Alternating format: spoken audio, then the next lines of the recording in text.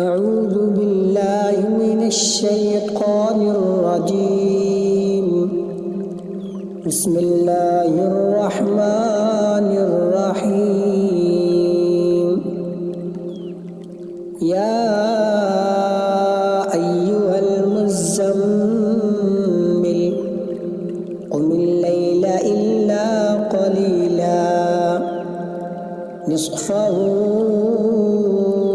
أو انقص منه قليلا أو زد عليه ورتل القرآن ترتيلا إنا سنلقي عليك قولا ثقيلا إن ناشئة الليل هي أشد وطئا وأقوم قيلا إن لك في النهار سبحا طويلا واذكر اسم ربك وتبتل إليه تبتيلا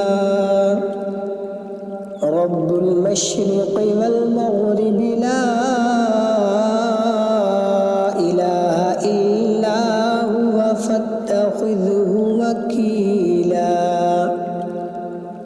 واصبر على ما يقولون واهجرهم هجرا جميلا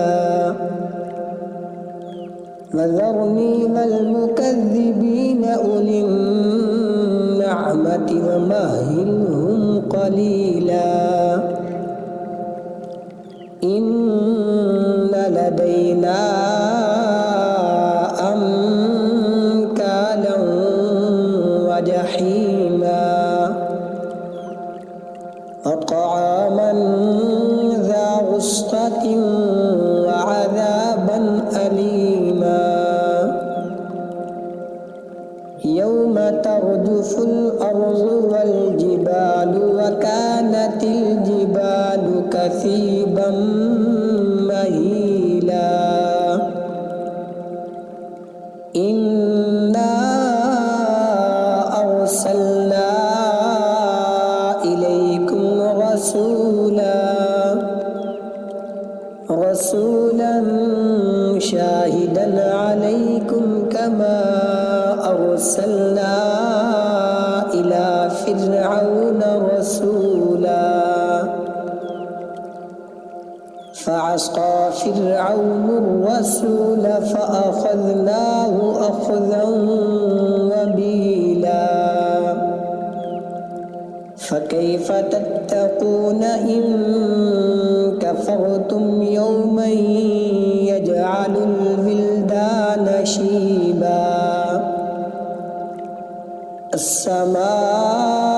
السماء منفطر به كان وعده مفعولا إن هذه تذكرة فمن شاء اتخذ إلى ربه سبيلا إن ربك يعلم أنك تقوم أدنى من ثلثي الليل ونصفه وثلثه وطائفة من الذين معك والله يقدر الليل والنهار علم أن لن تحصوه فتاب عليكم فاقرؤوا ما تيسر من القرآن علم أن سيكون منكم مرضى وآخرون يضربون في الأرض يبتغون من فضل الله وآخرون يقاتلون في سبيل الله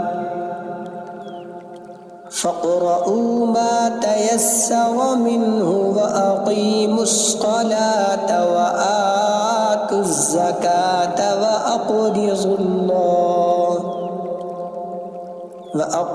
الله قرضا حسنا وما تقدموا لأنفسكم من خير تجدوه